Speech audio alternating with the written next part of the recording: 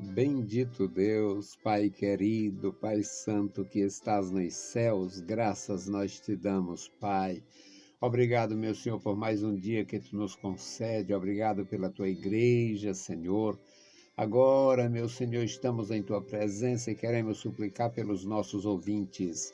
Abençoa, meu Senhor, os nossos ouvintes. Abençoa, meu Senhor, os teus servos. Abençoa, Senhor, cada um dos nossos irmãos e amigos, Pai, que estão conosco neste horário. Abençoa e guarda a tua igreja, manifesta o teu poder na vida da igreja, operando, meu Senhor, na vida de membros e congregados, o santo ministério, manifesta o teu poder na vida dos meus irmãos. Deus bendito e todo-poderoso, guarda os teus servos na cidade, guarda os teus servos no campo, manifesta, Senhor, a tua glória e dá graça aos teus filhos, os servos que estão servindo na obra missionária. Ó Deus, estenda sobre eles a tua destra, operando poderosamente. Querido Pai, ouve a nossa petição, nós te pedimos em nome de Jesus. Amém. Saudamos a todos com a paz de nosso Senhor Jesus Cristo. Voltamos para apresentar o programa Toca o Clarim, programa da Escola Teológica União e Crescimento, a Unicres. Esta é a edição 1138, ano 22. O tema de hoje, meus amados irmãos, visão espiritual e discernimento. Visão espiritual e discernimento é uma necessidade de cada servo do Senhor em todas as gerações. O mundo pressiona, o mundo faz a sua guerra calado. Às vezes o mundo faz a sua guerra com alarde, às vezes a guerra é silenciosa. E o que acontece é que nós precisamos ter discernimento. Precisamos ter visão espiritual, visão das coisas e discernimento.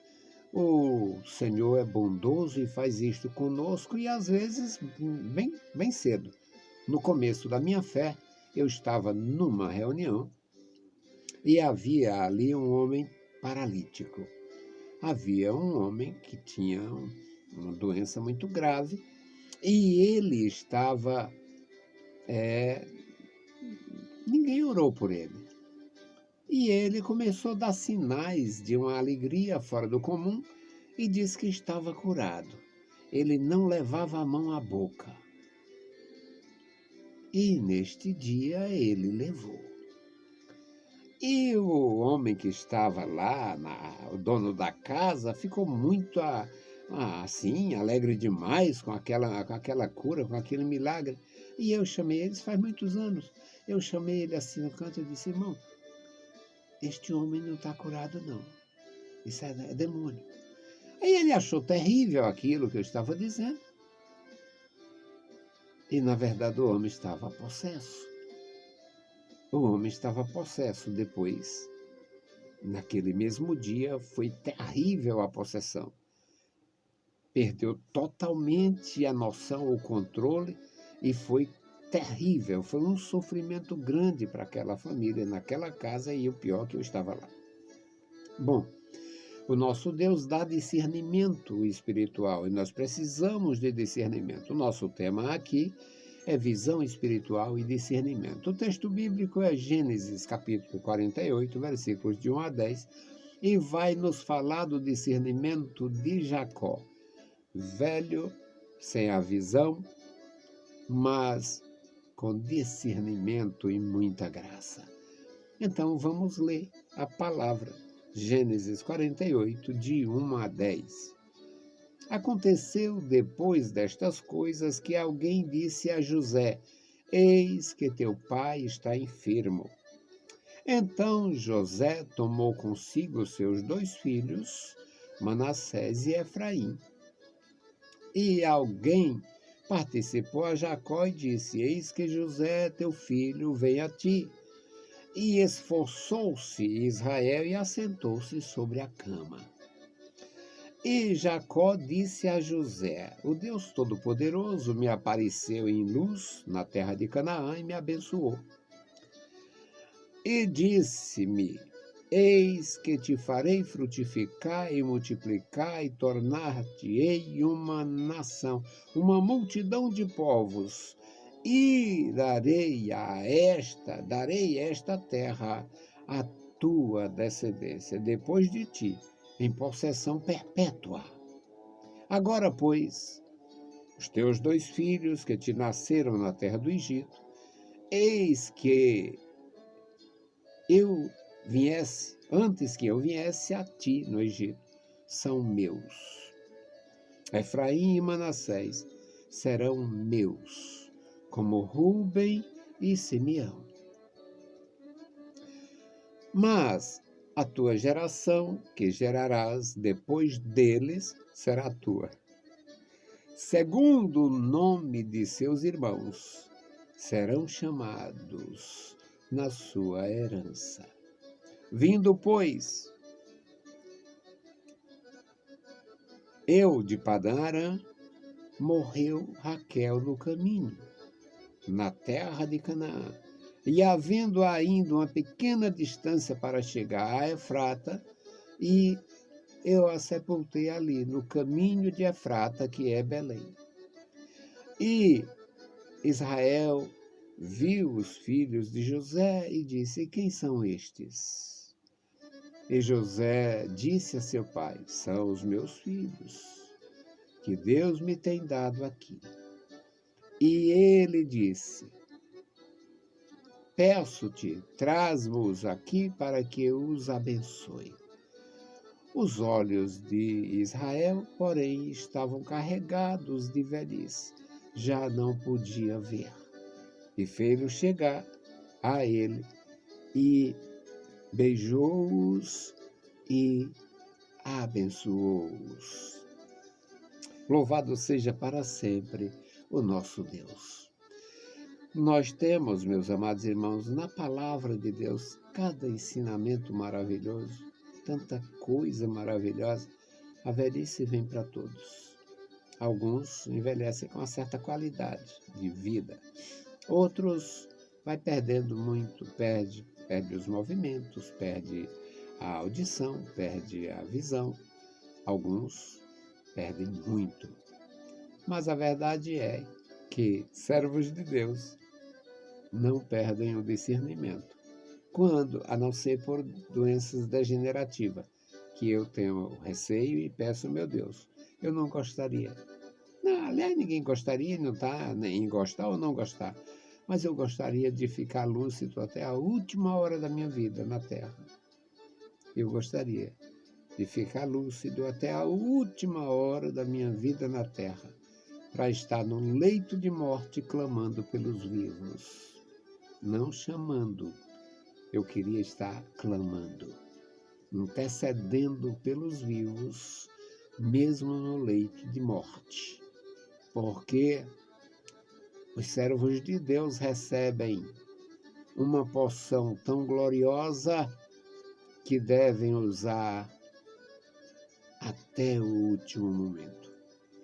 Se o Senhor me conceder a graça de ficar lúcido até o último momento, certamente estarei orando pelos meus, pelos outros. Vamos orar, nós lemos esta palavra e vamos orar. Bendito o Senhor, Pai Santo que estás nos céus, lemos a tua palavra, nos dá graça, entendimento, discernimento. Te louvamos, meu Senhor, pelo testemunho das Escrituras a respeito do teu grande amor e a respeito dos teus adoradores, os teus zelosos adoradores. Pai bendito, ouve a nossa petição. Em nome de Jesus, nós te pedimos. Amém. Meus queridos irmãos, o José chegou no Egito numa situação lastimável.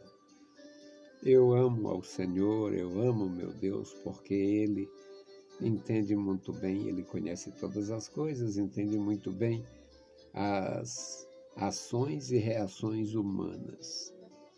Como era que Deus mandaria o José para o Egito para fazer ali, digamos, bacharelado, mestrado e doutorado? de uma forma que ninguém, nem o humano compreenderia. Mas Deus queria o José no Egito. Deus que falava com José, que dava sonhos a José, Deus permitiu que o José, pela pouca idade e por estas razões de Deus, contasse suas experiências a seus irmãos cruz, irmãos incrédulos, irmãos cruz, irmãos que não tinham experiência com Deus. E como José contou as histórias dos sonhos, o pai interpretou aquele, principalmente o sol, a lua e 11 estrelas se prostrando diante dele, e eles ficaram aborrecendo José de uma forma insuportável e venderam, como vocês conhecem. Venderam José. Primeiro momento queriam matar, depois outro teve. Por que matar nosso irmão? Aí veio os caravaneiros, olha aí. Aí venderam José. José foi para o Egito. José chegou lá nesta condição de escravo. Foi vendido na feira de escravos, foi comprado por um... Todo mundo conhece a história do Potifar. E o Potifar comprou José, levou José para casa, observou o comportamento do escravo e viu que o escravo era habilidoso, o escravo era respeitador, o escravo era tranquilo. Aí o Potifar coloca José sob a autoridade da sua casa e ele fica ali um período, depois tem um incidente da esposa do homem querer se interessar pelo José, e o José termina na cadeia. Nós sabemos os tempos, os detalhes, quantos anos ele ficou na casa do Potifar, quantos anos ele ficou na cadeia, mas a verdade é que o José teve tempo suficiente, dos 16 aos 30, para conhecer toda a cultura do Egito, toda a língua do Egito, a geografia do Egito, a filosofia do Egito, a religião do Egito e as encrencas palacianas no Egito. A gota d'água para a formação, ou seja, eu acho que o canudo do José foi aquele copeiro mó e o padeiro mó chegar ali.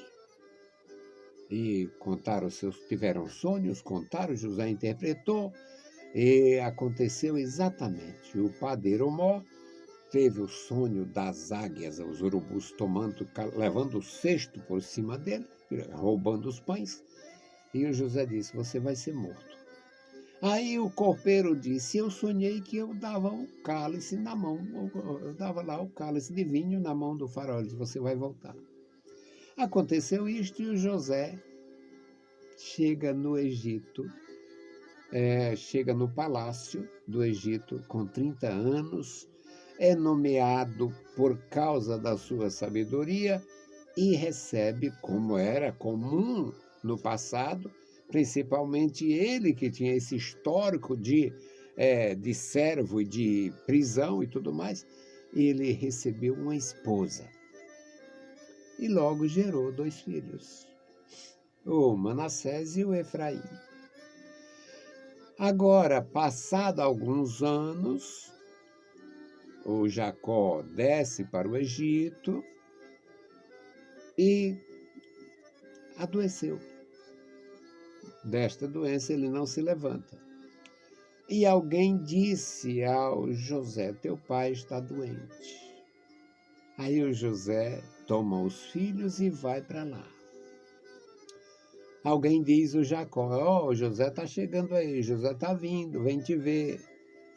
Aí o texto do versículo 2 é interessante, que diz que ele esforçou-se para se sentar. Ele estava velho, cansado e era doença que ia levar à morte. Ele se esforçou, fez aquele sobre-esforço. Sentou-se. Aí o José entra e ele conta a história a partir do versículo 3. O Deus Todo-Poderoso me apareceu em luz, que depois é chamado de Betel, e me disse, Ele me abençoou e me disse: eu te farei multiplicar, frutificar e tornarei você numa grande multidão. E te darei esta terra, a terra de Canaã, Siquém, Luz, e para a tua descendência, depois de ti, em possessão perpétua, ou seja, permanentemente. Agora, pois, os teus filhos que nasceram aqui no Egito, eu vou adotar. Os teus filhos são meus. O Efraim e o Manassés serão meus, sem nenhuma diferença, igual Rúben, igual Simeão, igual vocês. Mas o que você gerar depois é teu. O que você gerar, o que nascer depois serão teu, mas esses dois serão adotados por mim. Farão parte da minha história e serão filhos de Israel, serão tribos de Israel. Discernimento espiritual, visão espiritual. Visão espiritual. Jacó não tinha nenhuma informação a mais do que ia acontecer depois, mas tinha discernimento. O que ia acontecer depois era que o José ia ficar sem tribo, porque José era herdeiro do Jacó, com direito à dupla herança, porque era primogênito de Raquel. O José não tem a tribo com o seu nome, mas os dois filhos herdam a sua herança. Olha que discernimento, que coisa grandiosa do patriarca. Não tem a tribo de José, mas a herança de José é dividida por dois filhos do José adotados pelo pai, pelo avô. Eu fico maravilhado com a palavra por isto. E o que aconteceu? O José fica sem uma tribo no seu nome, e Deus depois ia se manifestar a Moisés, se revelar poderosamente e dizer os levitas, o Levi não vai ter tribo. Então, o José não tem tribo e o Levi não tem tribo. E os dois filhos, o José e o Levi, são substituídos por Manassés e Efraim. Discernimento espiritual, uma necessidade de todo adorador no passado e no presente. Aqui no versículo 7, ele conta a história da Raquel. Olha, quando eu cheguei, eu vindo de Padã Arã, quando cheguei perto de Canaã, a Raquel morreu. Ainda uma pequena distância para chegar em Efrata, que é Belém. Ali ela foi sepultada. E os teus dois filhos são meus. Como ele não via, o José aproxima os filhos. Quem são estes? São os meus filhos. Os filhos que Deus me deu. Eu os trouxe aqui. Então me entrega eles aqui para me abençoar. Traz-nos aqui para que eu os abençoe. Versículo 9. E o versículo 10 diz: os olhos de Israel, ou Jacó, estavam carregados de velhice, já não podiam ver. E fê-los, o José trouxe os filhos, fez chegar junto dele, e ele os beijou e os abraçou e abençoou. Meus amados irmãos, o discernimento espiritual é algo maravilhoso. O sujeito perde a visão, perde os movimentos, perde a força, pode perder a audição, pode perder até a fala, muitas vezes. Mas o discernimento espiritual é um troféu para os salvos. É algo grandioso. Aqui era visão espiritual e discernimento. Deus vai fazer coisas grandes, José, com esses 2 filhos teus que eu adotei. E como foi grande! Como foi grande a participação daquelas 2 tribos, Manassés e Efraim. Glória a Deus! O nosso Deus continua, meus irmãos queridos, operando assim. Ele salva, Ele transforma, Ele enche de graça, Ele dá discernimento espiritual, Ele dá visão do céu para a gente ter força para andar. Que Deus abençoe cada um de vocês, que Deus encha vocês de graça cada dia, que tenham a graça para entender, às vezes, propósitos ocultos. Quem poderia pensar que aquela aparente tragédia do José ser levado ao Egito como escravo, amarrado pelo pescoço, faria dele um vice-rei numa das maiores nações da terra na época? Só a mão de Deus, só o poder de Deus e a gente com discernimento entende e guarda no coração.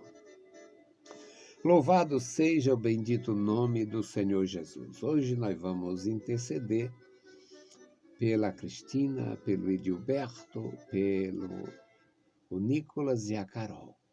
Uma família das que Deus tem levantado para nos ajudar.